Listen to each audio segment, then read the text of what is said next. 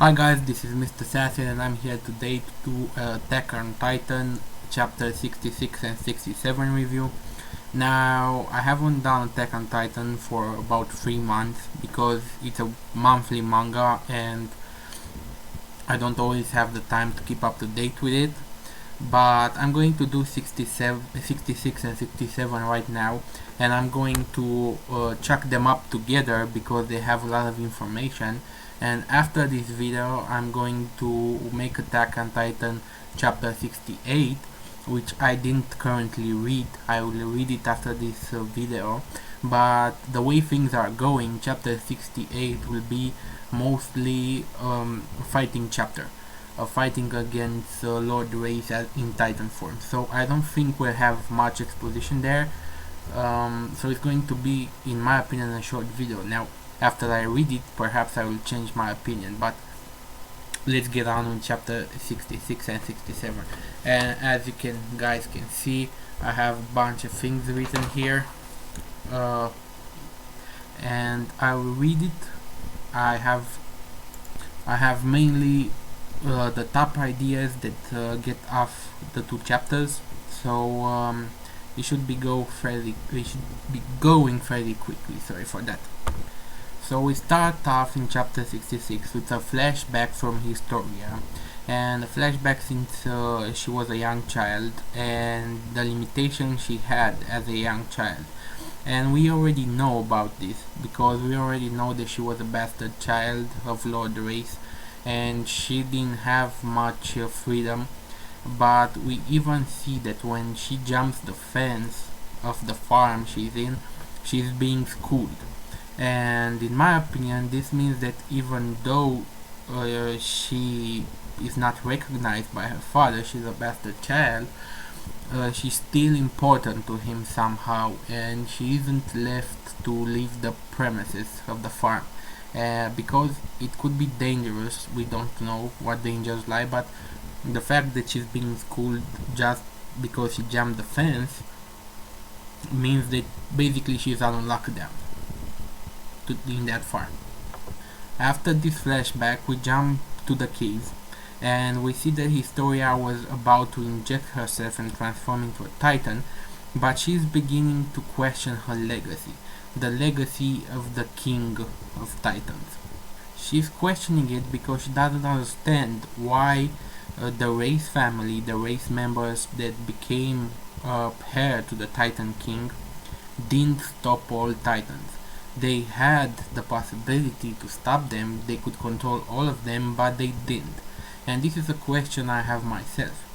If they had the power to stop the Titans, why didn't they? And there could be two possibilities. One possibility would be that even with that power, there are Titans that are much powerful than them outside and they couldn't stop them all and they didn't want to enrage the ones that are outside. Or they had the power, but once they got the memories, they remember what the world was when it was controlled by humans and they didn't want that to happen again. They wanted to keep the population limited. And this comes as a reinforcement of that notion when her father, Lord Race, admits that the Titan, the first Titan King, created the Titans because he wanted a world that was ruled by Titans. So what determined him to create the Titans, we don't currently know, and we will probably learn that at the end of Attack on Titan manga.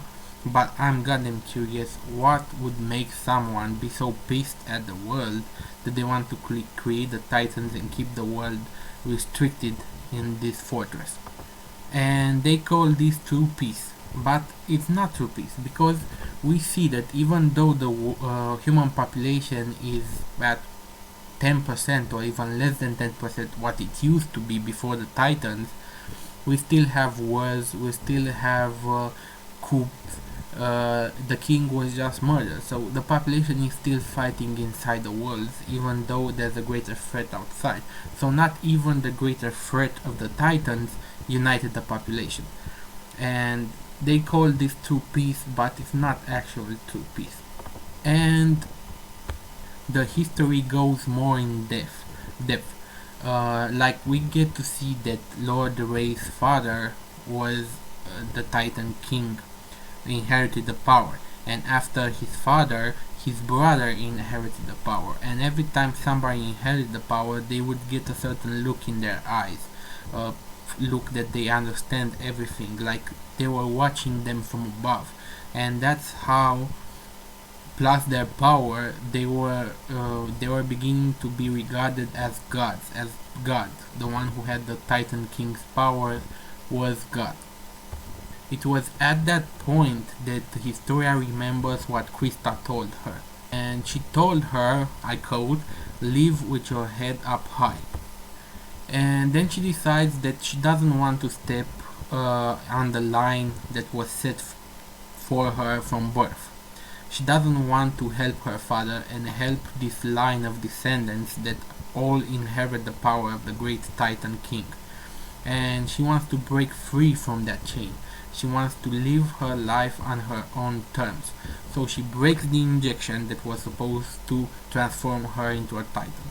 At that point, Lord Race, her father, goes berserk and tries to hit her, but she had training because she was in the military, so she easily gets the upper hand on him and puts him to the ground.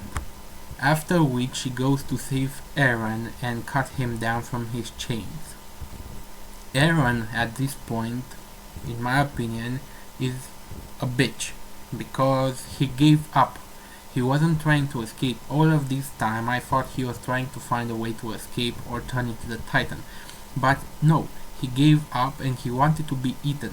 And even when Historia is trying to save him, he says, "Leave me alone, eat me. I want to get eaten and get rid of this power." Which is not what Aaron was all about. I don't know how his character took this turn, but Aaron was pissed off at the Titans and he wanted to kill all of them. And now he has that opportunity, but he's not taking it. He's doing actually the opposite. He's giving up. Historia at that point tells him that she cannot transform into the Titan because if he does, because of the position she was put, how she was raised like a prisoner, and the position that she was put in by her father to kill her own friend, she hates the human race. And if she became a Titan and got the power to control all other Titans, she would order the extermination of humankind and there would be nothing or no one that could stop her. And that's the reason she's a villain and she doesn't want to have all that power. Which is probably true considering that Historia has lost so many friends and she wants to get this done. But we don't know how she would actually react if she ate Eren because she would get all the memories of the Titan King. Perhaps she would see the world with different eyes then, but we will not get to know that possibility because she chose to save him instead. And now Lord Race, in a desperation move, he licks the potion off the floor from the broken syringe and he starts transforming into a Titan. And he was not supposed to be the one who ate that formula or was injected with that formula. In his case, he ate it. But he was not supposed to be the one. The gene didn't jump to him. It was his brother and now Historia. So he transforms into a huge ass Titan, even bigger than the Colossal Titan, but he has no control over it. Because of the mass of this Titan, the cave starts collapsing. And Eren is saved at the last moment by his teammates and Levi, and now they are all alive, but they are trapped in the cave. They can't get out. And this Titan, not only is he breaking the cave, but he is expulsing so much heat that they will die suffocated or burned alive before the cave crashes down. And Eren is still acting like a pussy. He still wants to get eaten, and I don't know why. It's like he forgot his entire objective. Anyways, he gets a pep talk from his teammates and he decided to Titanize, and he drinks a potion from the bag of, I think it was the bag of Lord Race, an armored potion, and not only does he become the Titan, he becomes an armored Titan. Of course, it's specific to him. He still looks like the Titan. He doesn't look like the armored Titan. He still looks like his regular self, but he is armored, and he creates a sort of a dome that protects them from the heat and protects them from the cave crashing down upon them. And basically that's chapter 66. Now we go to chapter 67.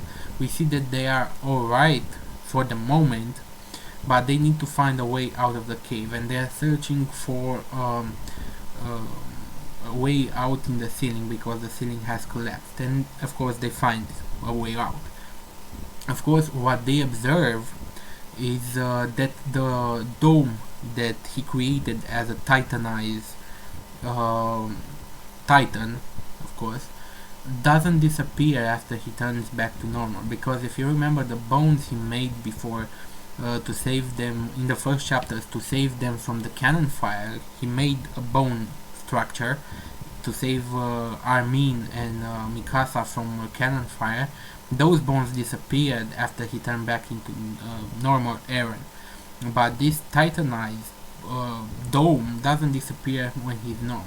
And this is the first time they get the idea that the walls themselves were created in this fashion by titanized titans that could create the world, and that's why they are inside.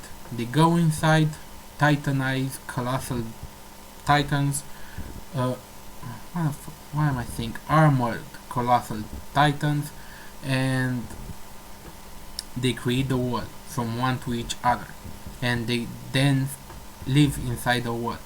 So basically that's the idea. I don't know why I was saying titanized titan, whatever.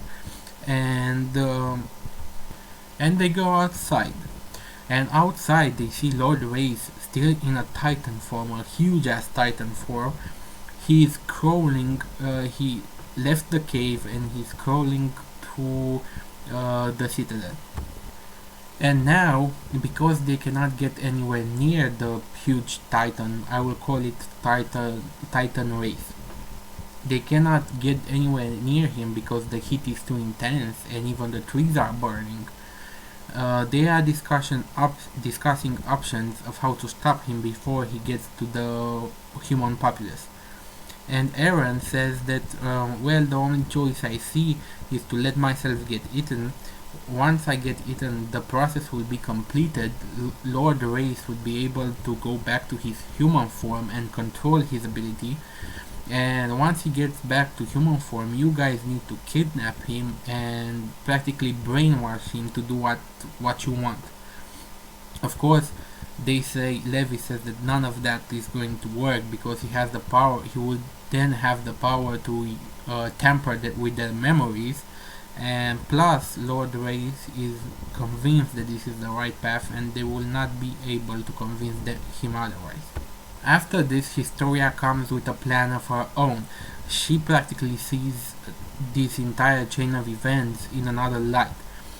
She says that Eren's father is actually a hero because he provides them with an opportunity to break the chain of the Race family, of inheriting the Titan King's powers. And now Eren could inherit the Titan King's powers. So this chain could be moved to another family and see what will happen. But in order to make it work, they will have to go to Eren's house that got crashed, the basement, where his father told him to go in the first place. So basically that's what they decide to do. They decide to go to Eren's house and see what's in that basement. But before they can do that, they need to kill Titan Race, because he's heading to the human populace and he will most definitely break the wall, since he's bigger than a colossal titan, and they need to stop him somehow. They tell Historia that she cannot witness this because it is still her father and she might intervene, but Historia actually wants to take part in this. And now basically they are trying all options. Eren is trying to command him to stop with his titan powers, but he cannot make his powers work. he doesn't have control over them just yet. And I assume that even if he had control over his commanding power, he will not be able to order Lord Race to stop, because he's not conscious right now. So they are trying to lure this Titan to the Orwood section, Orwood district as they call it, where they will shoot it down with artillery. And if this doesn't work, Aaron must Titanize and somehow cut the nape of his neck, cutting Lord Race like a normal Titan would be cut. And that's basically chapter 67, because right now the Titan is approaching the Orwood district and they need to stop him. And this brings up a lot of things into perspective, but I will talk about them in the next video, because this video is already too long. So rate, comment, subscribe, and I'll see you guys next time. Have a nice day. Any rational society would either kill me or put me to some use.